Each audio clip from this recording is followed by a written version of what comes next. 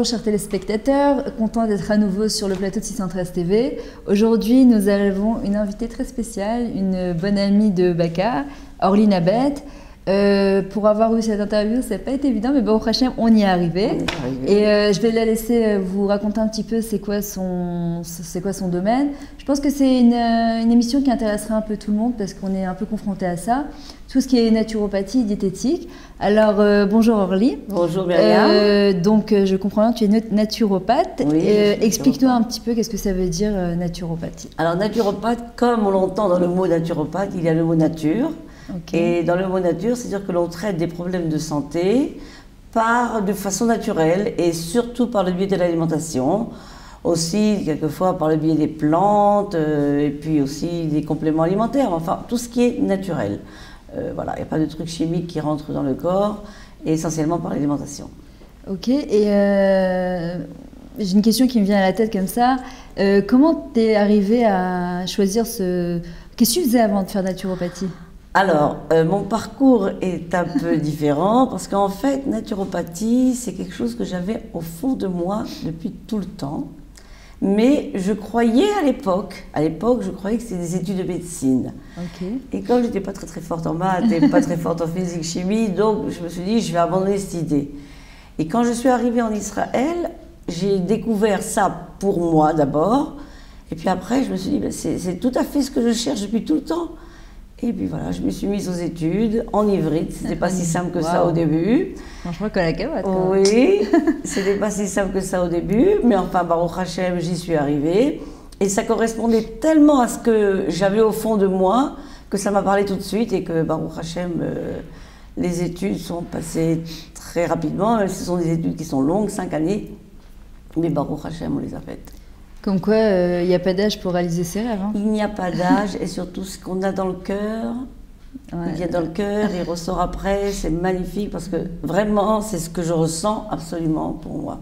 Ok, et à quel âge, il y a combien de temps à peu près que tu as commencé tes études?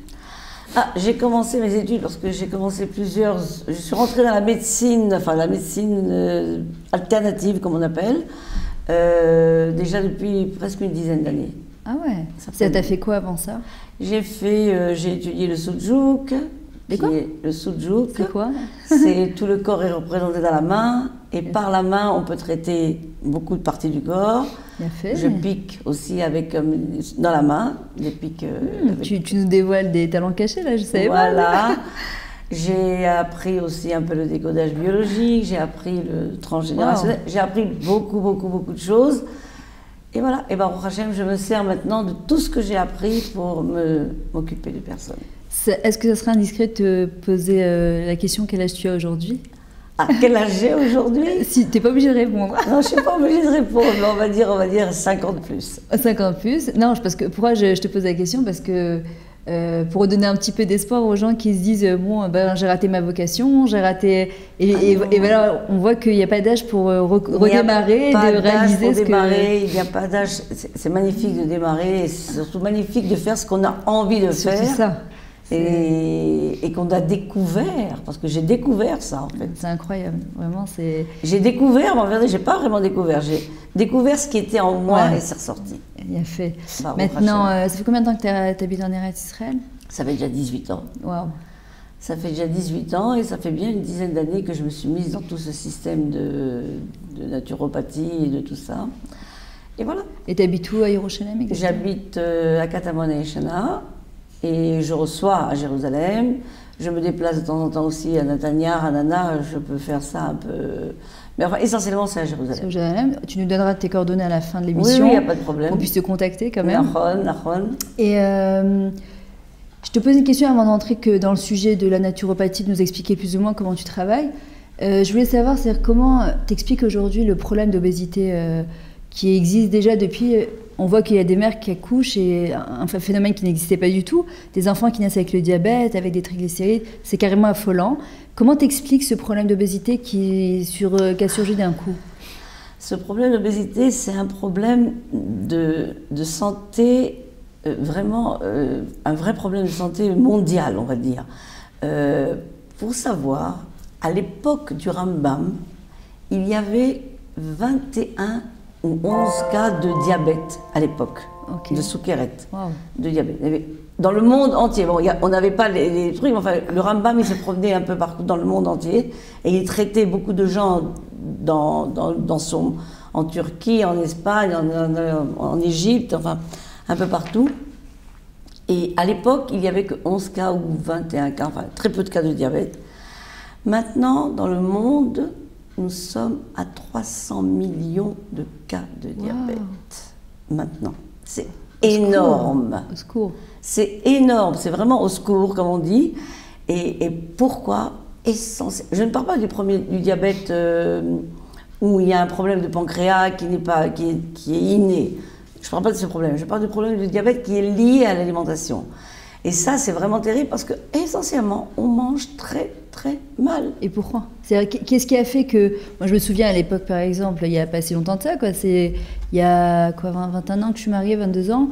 Quand j'ai été, enfin, à l'époque de mes parents, même bien que ma mère travaillait, on rentrait, le repas, c'était Kodesh Kodashim, quoi. C'était hyper important, c'était équilibré, c'était la protéine, c'était le féculent. Aujourd'hui, qu'est-ce qui se passe? Parce que les femmes travaillent beaucoup, mais ça n'est pas le fait qu'elles travaillent beaucoup. On peut dire qu'elles travaillent toute la journée, elles sont prises toute la journée. Et en plus de ça, il y a énormément de personnes, il y a beaucoup dans les commerces, il y a ce qu'on appelle les repas industrialisés, c'est-à-dire tout est déjà prêt. Le problème, c'est qu'on rajoute du sucre, du sel, des colorants, tout ça, c'est pas bon du tout, et ça c'est très mauvais. Et c'est tellement plus simple, c'est tellement plus simple d'acheter un truc tout prêt, en fermant les yeux, parce que quelque part, on sait tous que ça n'est pas bon, on le sait tous. Mais on ferme les yeux parce que c'est beaucoup plus pratique. Les pizzas qui sont déjà achetées, les trucs, tout est déjà plus pratique, c'est tellement plus simple. Alors bon, en vérité, la différence qu'il y avait entre nos grands-mères et nos mères et nous, c'est que elle cuisinait. Il n'y a pas de, il n'y a pas de secret en fait. Il n'y a pas de secret. Il n'y a pas de secret. Il faut cuisiner à l'avance. Comme tu as dit, il faut que ce soit prêt. Il faut qu'on rentre à la maison, que ce soit prêt. Pas arriver à la dernière minute. Mais bon, voilà, saute. Ouais, c'est pas si facile que ça. En fait, il faut beaucoup d'organisation. Il faut beaucoup faire d'organisation. ses courses en fonction. Et avoir beaucoup je pense, de mouda ou de conscience, en fait, de l'importance. D'ailleurs, il y a un passage qui le dit dans la Torah, vous devez faire attention à votre corps. Et ça, c'est Akadosh Baruch Hu qui nous le dit. C'est dans la Torah. C'est Moudgash. C'est-à-dire que c'est Akadosh Baruch Hu qui nous le dit. On a une injonction de Akadosh Baruch Hu de faire attention à notre corps. Le problème, c'est que ça n'est pas si facile que ça de fermer les yeux et de ne pas voir ce qui se passe autour de nous. Et de décider, tout est dans la façon de décider. Il faut se faire aider. Il faut se faire aider. C'est pas si facile que ça. Moi, je sais que c'est loin d'être facile. Moi-même, j'ai changé beaucoup mon alimentation. Faire un grand switch en fait dans sa tête. Il faut faire un switch dans sa tête. Mais le switch, on peut pas toujours le faire d'un coup. Il faut le faire petit à petit. Il faut prendre des cours. Vous savez, les femmes, on a une obligation. Enfin, on a l'obligation de tout savoir, on n'a pas l'obligation de tout apprendre. Donc, il faut apprendre. D'ailleurs, tu sais, on dit le mot méhod, ils appuient sur faire très attention. C'est les mêmes lettres que Adam. C'est les mêmes lettres que Adam. C'est-à-dire que l'homme, souvent j'entends les gens qui disent comme que Hachem Yazor, Hachem il fait attention à moi. Et en vrai, non, on a cette obligation de faire attention à nous pour pouvoir vivre le maximum de temps, pour pouvoir remplir son rôle le maximum de temps aussi. Et on ne peut pas après se plaindre que Hachem a eu des problèmes ou quoi si on n'a pas fait attention. Et je peux témoigner en tout cas que j'étais une ou deux fois même chez Orly. Et c'est vrai que ça m'a beaucoup aidé parce qu'en parlant avec toi, il y a des fois on ne veut pas savoir parce que savoir, en même temps, ça engage. Forcément. Ouais. Je vois souvent dans les cours, les gens me disent j'aurais préféré ne pas savoir. Mais quelque part, ça engage. Mais en même temps, on a l'obligation de savoir, même si le switch ne va pas se faire tout de suite. Mais le fait d'avoir parlé avec toi, tu m'as parlé des triglycérides, le cholestérol, et puis parfois, on n'est pas conscient des dégâts que ça peut entraîner sur le corps, parfois qui sont irréversibles. Et Baruch Hashem, c'est le problème. En fait, le corps, il met beaucoup de temps. Le corps, il met beaucoup de temps à s'abîmer. Il est très patient, le corps. il faut qu'on lui donne beaucoup de mauvaise nourriture pour que... Et par contre, pour le réparer, c'est beaucoup plus rapide. Mais à condition. Plus rapide. Oui. Ah, incroyable. Oui. J'aurais cru le contraire, tu vois. Non. Non. Tu vois, c'est un cadeau qu'Hachem nous a fait. Oui, c'est un cadeau qu'Adel Baruch Hu nous a fait. Il est très patient, le corps. Mais bon, à un moment donné, si on lui a donné, là, il a dit stop. Et des fois, si on s'en est pas rendu compte du tout, bah, phrase de shalom, ça peut être irréversible.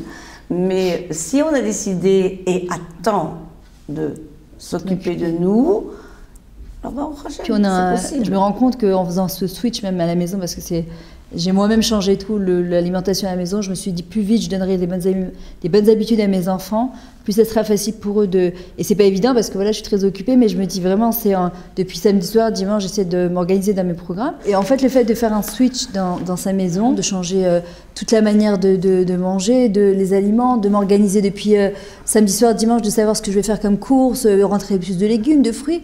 Mais en même temps, je me suis dit, c'est mon rôle en tant que mère, c'est de donner depuis petit à mes enfants cette possibilité de manger de manière saine. D'abord, je me suis rendu compte que l'énergie, elle est tout à fait différente. On est beaucoup plus léger. Avant, en mangeant plein de choses lourdes et grasses, j'étais tout le temps fatiguée. Et tu confirmes ça, Orlina? Complètement. La fatigue, tout ça. Tout est lié avec la nourriture. Tout est lié avec la nourriture. Et c'est vrai, tu as fait le bon choix, et tout le monde on a fait le bon choix de s'intéresser à notre nourriture avant. C'est-à-dire que, en fait, on est acteur. Là, on est acteur. Quand on achète des choses toutes faites, on n'est pas tellement acteur. Ouais. Et là, c'est nous qui décidons de ce qu'on va mettre dans la bouche. Et de ce qu'on va mettre dans le caddie, de ce qu'on va mettre dans notre bouche, de ce qu'on va mettre... Et quelque part, on se dit, bon, Baruch Hashem, c'est une nourriture... Alors, il y a une phrase que j'aime bien, mais je vais la dire en ivrite, mais enfin, je sais qu'on nous passe à la télévision française, mais je vais la dire en ivrite, il faut que la nourriture, elle mésine, ça veut dire qu'elle nous équilibre, et l'eau mésique, et pas qu'elle nous nuise. Alors, en ivrite, il y a le noun et le kouf qui changent, mésique et mésine. Alors, nous, ce qu'on voudrait, c'est que la nourriture nous équilibre, et pas qu'elle nous nuise. En fait, et la nourriture, comme tu as dit tout à l'heure, les enfants, les personnes, l'obésité, il y a un énorme problème d'obésité maintenant, en Israël aussi d'ailleurs. C'est parce qu'on mange plus de la nourriture qui nuit à notre santé, qui nuit à notre corps et qui nuit à notre morale, qui nuit à tout, parce que tout est lié. Tout, absolument tout est lié. Donc en fin de compte, c'est même plus la notion de... Parce qu'aujourd'hui... Enfin, ça fait déjà depuis mon époque, moi, ça remonte à 25 ans au moins, que l'obsession du régime, en fin de compte, c'est même plus la notion de régime qui est une notion complètement pas appropriée, en fait. C'est une question de sainteté du corps pour pouvoir vivre le plus longtemps possible et en bonne santé surtout. En bonne santé. Le régime, effectivement, tout le monde voudrait être mince, beau, intelligent. Il n'y a pas le problème. Mais le régime en tant que tel, ça veut dire le régime calorique, moins de calories, c'est possible, mais avant tout, il faut apprendre à bien manger, à ne pas mettre n'importe quoi dans notre bouche. Alors, très souvent, quand on apprend à manger autrement, on n'a plus besoin de régime. On n'a plus besoin de régime. Le régime, en vérité, il est fait plutôt pour... Non, bon, on ne parle pas de régime. Oui, en fait, je vois que les gens, ils font régime, surtout quand ils ont une fête en vue, quand ils arrivent à l'été, ils veulent se mettre en maillot, ils veulent s'habiller. En fin de compte, on voit bien que quand tu arrives à ton résultat, si tu n'as pas acquis des bonnes habitudes alimentaires, ben, tu reviens exactement au même point de départ avec 4 kilos, 5 kilos de bonus. Donc, on n'a rien gagné dans tout ça. On n'a rien gagné et surtout, on s'est privé pendant un bon bout de temps. Exactement. Ça a apporté ses fruits pendant peut-être 1 an, et puis hop, rebelote, ou bien 6 mois, j'en sais rien, peu importe, ça dépend, et puis hop, rebelote. Donc si on apprend à bien manger, ça sera beaucoup plus simple. Ok, donc en fin de compte, c'est incroyable aussi de se dire que chaque fois qu'on fait au Shpartam Malafshotechem, qu'on fait attention à sa santé, on accomplit une mitzvah de la Torah à chaque seconde. À chaque instant, complètement. Et c'est incroyable. Complètement. Maintenant, on repasse à ce que ton métier naturopathe, quand même, qu'on va développer. Donne-nous un exemple, comment tu utilises Un exemple de son par tes méthodes naturelles. Comment tu fais? Alors, par exemple, un exemple très très simple, par exemple, la constipation. C'est quelque chose de très courant. Ah oui. C'est assez courant et c'est un truc, bon, les gens qui sont constipés, quelquefois ça les dérange un peu, des fois ça les dérange pas. Bon, il y en a, bon, ça passe. Or, on sait très bien que très souvent, pas tout le temps, mais enfin très très très souvent, la constipation est liée à un problème d'alimentation. Et quelquefois, il suffit, parce qu'on mange mal, on ne mange pas assez de légumes, on ne mange pas assez de fibres alimentaires qu'on trouve beaucoup dans les légumes, les fruits, tout ce qui est complet, tout ce qui est légumineuse, il y a beaucoup de fibres alimentaires. Et tout ça, c'est excellent pour la santé. Donc, il suffit quelquefois de réintroduire ce qu'il nous manque pour que le corps ait boire beaucoup d'eau, boire de l'eau. C'est quoi boire de l'eau? Comment tu définis? C'est quoi ça? 1 litre, 2 litres? Ça dépend du poids, la personne? D'une façon générale, c'est entre 8 à 10 verres d'eau par jour. Des petits verres d'eau? Des verres normaux, 200 millilitres. Enfin, okay. C'est un verre normal. Ça fait un peu plus qu'1 litre par jour, un peu plus. Ça, c'est 8. Non, en été, il faut boire un peu plus. Bon, et en hiver, le fait même de boire des soupes ou des tisanes, c'est aussi considéré comme quelque chose de liquide. Mais il faut boire de l'eau. Il faut boire de l'eau et ça aide beaucoup. Alors souvent, il suffit de réintroduire la bonne alimentation, peut-être 1 ou 2 compléments alimentaires, mais je sais, c'est pas sûr du tout. Okay. Juste la bonne alimentation, réintroduire les légumes, les fruits, de l'eau, tout ce qui est complet, tout ce qui est légumineuse, tout ça, ça aide énormément. Ah ouais, mais non.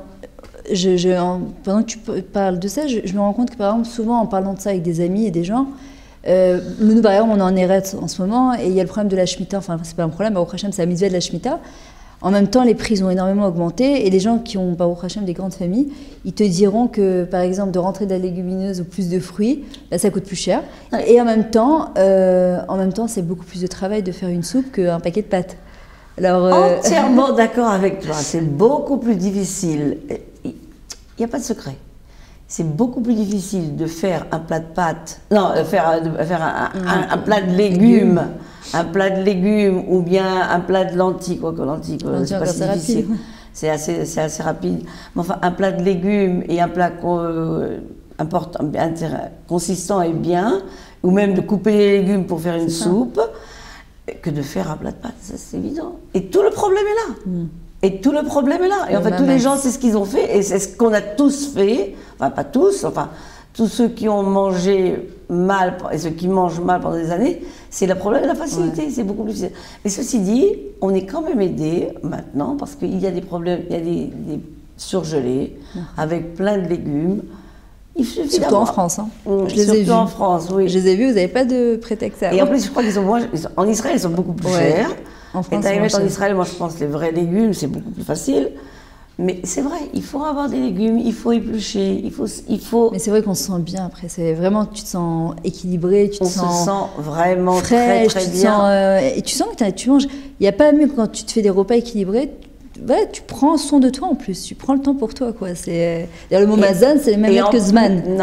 Et en plus de ça, tu n'as pas faim. Ouais, exactement, ça c'est vrai. Si on mange régulièrement et bien, on n'a pas faim. C'est vrai.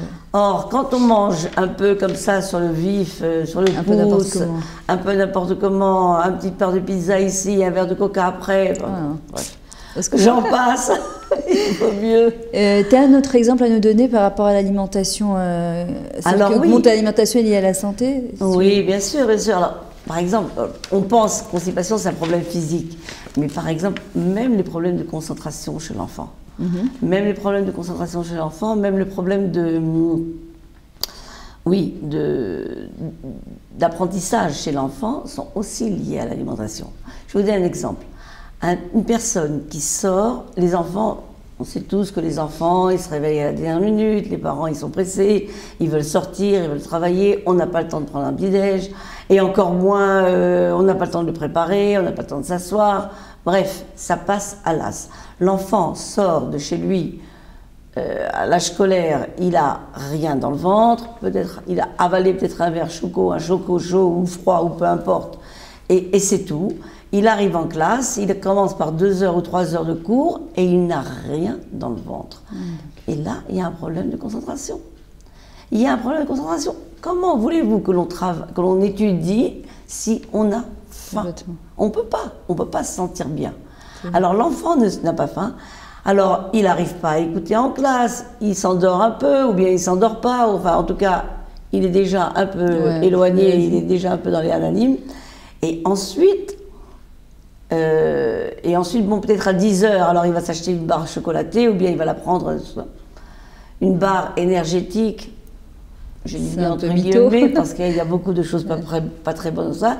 Il se sent bien, mais en réalité, il n'a rien mangé. Il n'a rien mangé. Et donc, ça enlève sa concentration. Et si, Chas Shalom, ce problème de rien manger persiste, Chas Shalom, il peut arriver à un échec scolaire. Et incroyable. Oui, ils peuvent complètement ne pas. Oui, incroyable.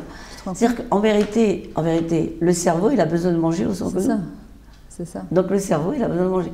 Donc, ne laissez pas sortir vos enfants le ventre vide le matin. J'en reparlerai certainement, plus détaillée, de façon plus détaillée, pour expliquer un peu ce qu'il faut manger le matin et comment. Mais ne laissez pas le ventre. Et s'il est sorti le ventre vide, alors au moins donnez-lui un peu des dattes et des noix, vous savez, comme ça, quelque chose. Et qu'il ait au moins du pain ou un sandwich équilibré pour 10 heures, 11 heures. Il ne peut pas. Sinon, il ne peut pas. Incroyable. Donc, il faut 10 minutes, un quart d'heure plus tôt pour leur faire un petit déjeuner consistant ou qu'ils prennent le temps de manger quelque chose qui va leur donner la pêche et la concentration pour la journée.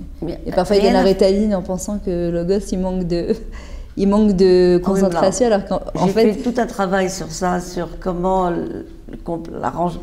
donner autre chose que la Ritaline, mais enfin bon, ça c'est autre chose. En fin de compte, ça aussi, c'est-à-dire que quand on enlève tout ce qui est bonbons, chocolat, etc., ça a aussi, c'est toutes ces bêtises qu'en fait, qui coûtent beaucoup d'argent. En fait, quand tu compenses par des choses qui sont beaucoup plus saines, tu rééquilibres en même temps. Il y a des fois, on croit que ça coûte cher, mais ce qu'on rentre aussi qu'un bêtise sans s'en rendre compte, quoi. Même tous les yaourts avec des trucs avec beaucoup de gras, etc. Au bout du compte, si on enlève toutes ces choses-là, tu arrives à rééquilibrer ton budget par rapport à ça. On arrive à rééquilibrer le budget, on arrive surtout à se rééquilibrer nous. Ouais, c'est ça. Maintenant, tu t'occupes d'enfants, donc mis à part les adultes? Bien sûr, justement, quelque part, je suis un peu une spécialiste des enfants. Oui, enfin, parce que comme je me suis occupée d'enfants tout le temps avant, donc j'étais instite avant,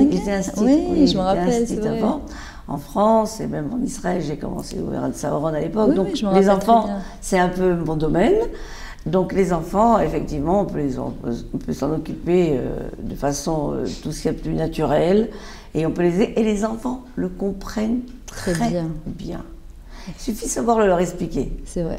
Il suffit de savoir leur dire, leur expliquer. Il y a énormément de méthodes qu'on peut utiliser pour faire en sorte que les enfants acceptent. Souvent, quand on leur propose de la soupe, ils font de la grimace. Enfin bon. On sait, il y a plusieurs méthodes pour leur faire expliquer, et les enfants, ils y arrivent. Ils y arrivent. Et ça t'arrive d'organiser des ateliers en Israël ou ailleurs? Oui, bien sûr. Et ça consiste en quoi? J'organise ce qu'on appelle des ateliers nutrition santé, c'est comme ça que je les ai appelés. Ce sont des ateliers de nutrition pour aussi bien en ivrite qu'en français. Ça veut dire pour les Français en français, pour les Israéliens en ivrite. Baruch Hashem, je n'ai pas de problème de langue, donc ça va. Voilà, j'organise des ateliers. Et en général, c'est combien de rencontres? Ça dépend, c'est un minimum de 10 séances au moins pour expliquer un peu de ce qu'on fait. Et combien d'heures chaque séance?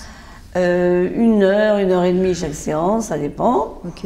J'en ai organisé déjà pas mal et j'ai même fait un petit tour dans les supers pour expliquer un peu ce que c'est, ce qu'on peut trouver dans le super. C'est génial ça. J'ai même fait tout un cours sur le décryptage des étiquettes. Oui, parce que par exemple dans le pain, je me rends compte que souvent ils marquent pain noir et au bout du compte c'est du n'importe quoi. C'est des mélanges de farine. Si tu sais pas ça, en fait tu as plein noir. Il faut apprendre. Voilà. Il faut apprendre. Il n'y a pas de secret. Il faut apprendre. Il faut apprendre de la même façon. Il faut apprendre. Il faut apprendre pour ça, pour nous, pas pour. Il faut apprendre pour la famille, pour nous, c'est important. On a un grand rôle en tant que femme, quand même, hein. En tant que juive, en tant que femme, en tant qu'être humain. En tant qu'être humain, en tant que maman, papa. Baruch Hashem. Moi, j'ai eu un enfant qui m'a expliqué, une personne dont je m'occupe, et elle m'a dit, écoute ça bien. Et elle me dit, je mangeais les pâtes à tartiner, je ne dirais pas le nom. Et je lui ai dit, tu sais, ça c'est pas très bon ça pour la santé. Elle m'a dit, bien sûr que c'est bon, puisque c'est mon papa qui le donne. Mon papa, il me donne que des bonnes choses. Ah ouais, donc on a un rôle. Donc les enfants... Oui, ils reçoivent des... En fait, ils comptent sur nous, pour quoi. Eux, ils comptent sur nous. Ils comptent sur nous. Ouais, ça nous remet encore plus en question le fait que... Ils comptent sur nous. On fait attention à leurs habits, et comment ils sont habillés, comment leur chambre est propre, et leur corps qui va les porter jusqu'à 120 ans. Ouais, ils comptent sur nous. Il faut faire attention. J'avais lu juste un petit midrash, et après on va finir comme ça, tu vas nous donner tes coordonnées. De Yaakov Avinu qui à la fin de sa vie, à 127 ans, il a dit à Hachem, je te remercie sur la nourriture que tu m'as donnée, sur l'appétit, sur le théavan que tu m'as donné. Et moi je me suis étonnée, j'ai dit comment Yaakov Avinu, grand comme il était, tellement spirituel, il a pu remercier Hachem sur quelque chose qui semble tellement petit, quoi. La nourriture, a priori, ça paraît quelque chose d'animal, entre guillemets. Il dit de m'avoir donné l'appétit, c'est ni jamais de manière boulimique, ni de manière anorexique. D'avoir l'équilibre. D'ailleurs, Yaakov, c'était l'équilibre, le juste milieu. Et vraiment, je pense qu'on doit tout prier pour arriver justement à ce juste milieu. Et je pense que en faisant tes ateliers Orly, tu vas nous aider justement à trouver cet équilibre. Tout à fait. Et tu vas revenir sur le plateau 613 TV, nous faire des présentations de ce que tu fais de manière plus détaillée.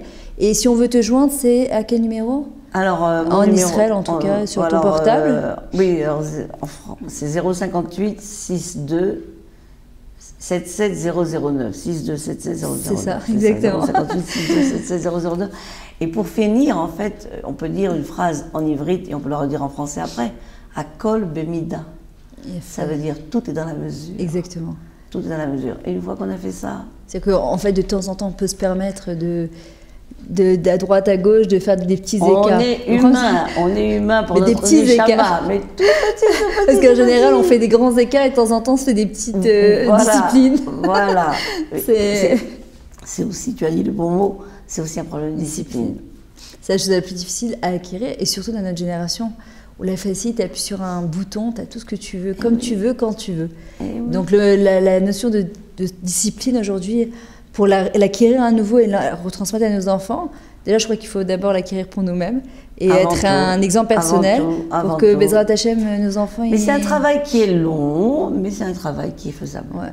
C'est faisable et qui en vaut la peine surtout. Et qui vaut la peine. Je m'en rends compte, maintenant que je me rends compte d'être venue chez toi et de l'avoir fait, je me dis, franchement, ça valait la peine, quoi.